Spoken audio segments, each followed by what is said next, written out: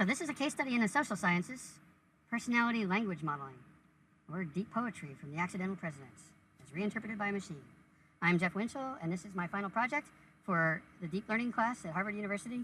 The goal of this project is to write a deep learning program that can learn the speaking style and vocabulary of various U.S. presidents, and to learn the relationship between the vocabulary size and past sequence length, which predicts the next word. To increase audience engagement and some subjectivity to the program, the vocabulary size, sequence length, and random luck will be manipulated to produce text that is fun and perhaps even poetic. I used Python 3.5.2 on Windows 10. This is the version of Python that comes with SQL Server 2017. I also used Keras Deep Learning Framework, which used the TensorFlow backend framework. I used a bit of NLTK, which is a natural language toolkit for basic text parsing, and NumPy for arrays. These are both excellent Python libraries that I recommend to everyone. I did do a little regular expression text cleanup, and for performance, I used a CUDA driver for TensorFlow on Windows. I have a Dell laptop with a reasonable amount of speed and RAM, including SSD storage, but the key ingredient is the NVIDIA GPU. In my case, it was a GTX 1050 Ti, which has 768 CUDA cores. These run parallel processing to really speed up your deep learning training. And it has 4 gigabytes of RAM. For my data sources, I found speeches from all of the presidents, from Washington to Obama, on thegrammarlab.com. And they also had a separate section for Trump and Hillary. It's a separate download, also at that same location. Additionally, I found a collection of Trump's tweets. They actually go from the first time he ever wrote a tweet till the present, and they capture the deleted ones too, so that's always fun. But the ones I was focusing on were from the start of his campaign in 2015 until the present, as of May 5th, 2018. You can find those at the Trump Twitter archive. And lots of enjoyable reading there. So, as far as installation, it was fairly easy. I installed SQL Server 2017 with the Python machine learning services, the in-database ones, and then I installed TensorFlow and Keras Python packages because those don't come by default with SQL Server 2017's version of Python. I then compiled and installed the CUDA driver for TensorFlow. And again, you don't need to do this if you're okay with the performance, or if you don't have a suitable GPU. You pretty much need an NVIDIA GPU to do any acceleration with TensorFlow. Then I also installed the NLTK data. There's a large corpus of different texts on there to help them do word parsing. I'll go into a lot more detail on the config and install and setup in a later section. As for the code highlights, language generation is frequently done using recurrent neural networks, or RNNs for short, making use of long short-term memory cells, LSTM cells, either using sequences of characters or words to train and predict the next character or word. You can find examples of the character generation on Twitter. The handle is @DeepDrumpf, DRUMPF. And you can find some quite humorous tweets generated in the character mode. The only problem with the character mode is that it will also generate nonsense. But then again, with Covfefe, Trump does that too. So maybe that's worth a look. But I was focused on doing word-based inputs so that I didn't generate any crazy words. Because there is no right answer in generating fun, possibly poetic output, I didn't look at the standard model of having validated data or even a test data set. I just looked at the output, and if I liked it, I kept it. If not, tossed it. Usually the output, though, is most interesting within a specific range of training set accuracies. So I do focus on that. It's not a very deep learning model. There's just 2 levels of LSTM cells, followed by a standard dense layer, and then the final output with a softmax algorithm. But the LSTMs themselves are each quite complex. I recommend if you've never used an LSTM, you take a look at their architecture, because each individual LSTM cell is quite an involved neural network itself. As for results, I found the training accuracy somewhere between 0.3 and 0.5 on a scale of 0 to 1 generated the most interesting text. When you got training accuracies that are higher than 0.5, they pretty much copied word for word large phrases, maybe entire sentences out of your training set. So that's not terribly interesting. And when I went below 0.3 training accuracy, I tended to see very repetitious things. Like one tweet I got was very, very, very, very, very, very, very, very, very, and there were a few other words in there. But there's a lot of varies in a row. I went through the training text from Trump, and he tends to say very, very a lot in his speeches. So that's probably why that happened. But you'll see that in general. You'll see a lot of repetition. It's not terribly interesting when you have low training accuracies. So some of the tweets I got, I am worse. @Few Donald. The economy. One cruise by the Russian Happy. I be especially little relevant. Just again. Thank you. That sounds actually a bit alarmingly accurate to a typical Trump tweet. I have been interviewed in the great state of the United States in Israel. And more laundering in Denver, Colorado. The Russians, and proclaims March 25th, 2018 at Greek Trump viciously. And Pride, looking at his speeches, which tend to be very long-winded and quite repetitious. I don't want to the African-American community we're going to have to prep for. We're going to have a great wall. I will appoint an attorney general who will reform the enemy. I'm asking you. We will stop new cops. And Child of Shut made family accountant with somebody. You run, to do. Destroyed nobodies. Remember, an American of your years, 28 different times. You can have your doctor. You can have your plan 28 different times. To Iran, we don't want the United 10-10 cuts, an Ernstford indictment, her working her 400 massive double. And it just rambled on fairly incoherently, but not unlike the master himself. I also took a look at W's speeches. He seemed a bit more poetic, so I spaced this out a little bit to appreciate that better. We're the match sector, these purpose. Is the world. Is the last people. We agree on the tissues in the whirlwind. So, that's a brief overview. Now let's get into some nitty-gritty details. This is important. SQL Server 2000, at least for developers, is free. And it has a Windows or a Linux version, depending on your favorite OS. And in the United States, you can go to this particular URL here. And NLTK, when you need to get that database, just open up Python and type nltk.download parentheses. And that'll pop up a window where you can select which corpora. I just selected all. But when you're first experimenting, you might have some really long runs. Even with the GPU, I had some 8-hour runs when I didn't know what kind of parameters to use. Again, we've handled the data here.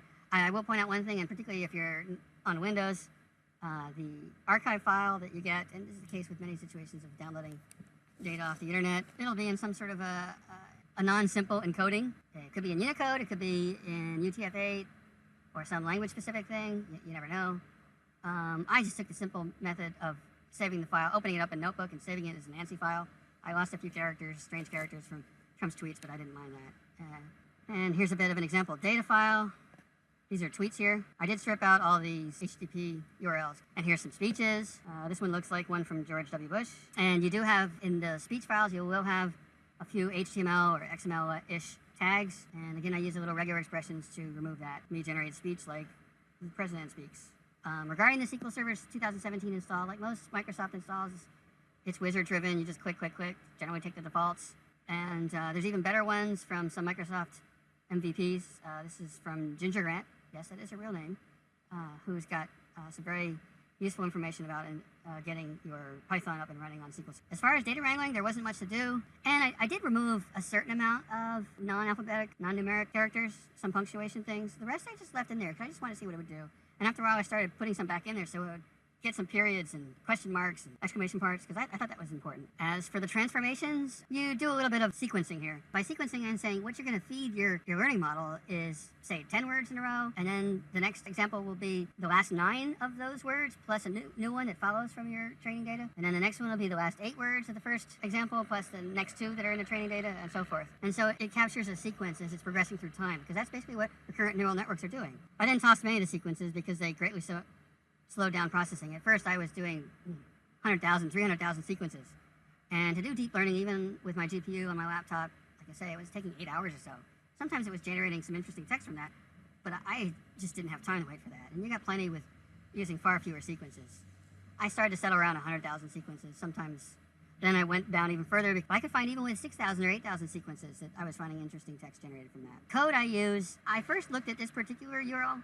Well, actually, the first one was by the guy who did the character at a time model of RNNs. Andrew Karpathy, I think is his name. He's written a lot on deep learning and RNNs. He's one of the cited references in our course materials. I didn't want to do a character-based implementation, one, because Deep Jump had already done that, and secondly, I didn't like how it would generate nonsense words, other than if it could do Covfefe. That would be great. So I went through a word-based system. Fellow took a first stab at this.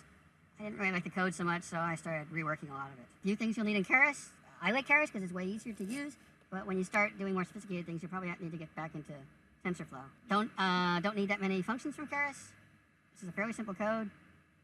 As you can see, we grabbed the typical sequential.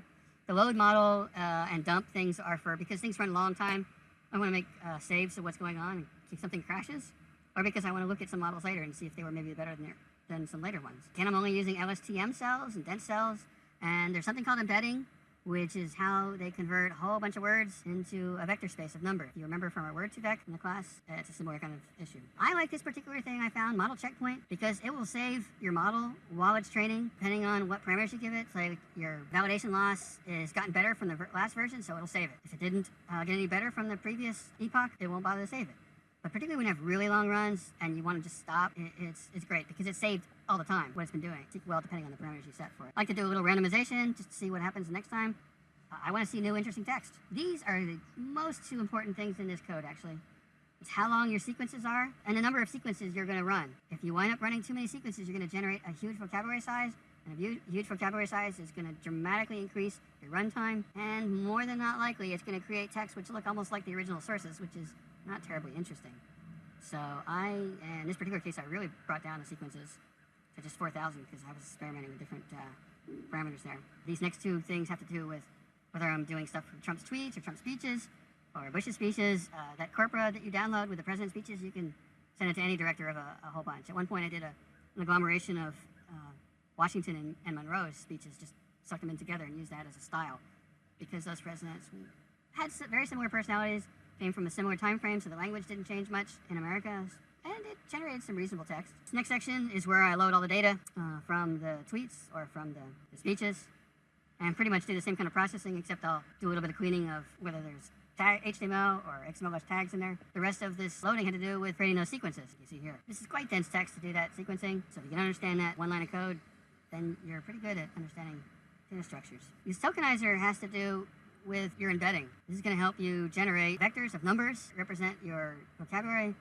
and it somehow learns that certain words are similar to other words by examining that. Here is a chance to save some data. This tokenizer will be used later, and particularly because it's your way of translating numbers to words. So after you've trained it and you generate a prediction of new text, you're going to need that tokenizer to turn those numbers you're getting back into words. Here is the embedding statement. This is that clever way of turning words into a vectorized space to see that similar words are actually similar. Put in 2 LSTM layers. I experimented with these numbers a bit. Sometimes I use 96 or 100. And you see the dense layer, again, just matching the numbers as before in 96. Use a ReLU because that's popular. And then the final layer to convert this into actual possible words is here. Another dense layer with a softmax activation. Then we predict the probabilities for each word. Here we go. There's your prediction. From that, it's then going to turn those words that are numbers back into actual words. So that's a little bit of post-processing I do. You could try to train the thing to learn it itself. Actually, in the character-based models, like Deep Trump, they actually learn how to figure out punctuation fairly well, all on its own. But the training is a lot longer in time. So, put a random initial text to seed it, and then see what comes out. Again, here are those kind of samples I got, some of the better ones. Lessons learned. So actually, at the beginning of this project, I was trying to see if I could detect different personality types just by their speech. Or rather, I should say, if the deep learning could figure that out. There's a book you can get, which you can learn all the different personality types of all the presidents. I use that, and I try to group them to be similar, and see if I could get that to do something interesting. It generally was not very useful until I got really similar personality types, in this case an exact match between Monroe and Washington, and also language from the same period. Because whatever Thomas Jefferson says is going to be vastly different than what Eisenhower said, even though they're both the same personality type, just because of vocabulary that's in usage at the time. So that wasn't working too well. Then I just got into, hey, I think some of these text generations are pretty interesting. And particularly since I know about some of the actual speeches of Trump and Bush, I thought the randomness of the texts would be fun to see if I could approximate their own speech, at least in its randomness. The last step that I didn't have time to do, but I'm really excited about this. Google released some text-to-speech capabilities that are using deep learning and RNNs that is remarkably human-like, almost scarily so. It didn't release any actual code. You could try this out on your own, but someone figured out from reading their various papers basically how to do that, and last month put out a source code out on GitHub. If you Google Tacotron 2, you should be able to find that fairly easily. And so my next task is a quite laborious one, is to grab a whole lot of speech, the audio, say 70 hours worth, and to the extent it already has accurate captions for it, then I'm good to go, but I suspect I'll have to be aligning captions with audio in short chunks, so that's going to be a quite tedious aspect. But once you've got that audio and text that matches it, these short chunks, you can train it so that when I generate these texts from my RNN, I can take the next step and generate some speech, and then you can actually hear them in their own very close-sounding voice saying these odd things. So I'm really looking forward to that. Well, I hope you enjoyed that. If you Google word salad a la Trump, you should find my GitHub repository where the actual code is, and possibly these videos. So I hope you enjoyed that. Thank you.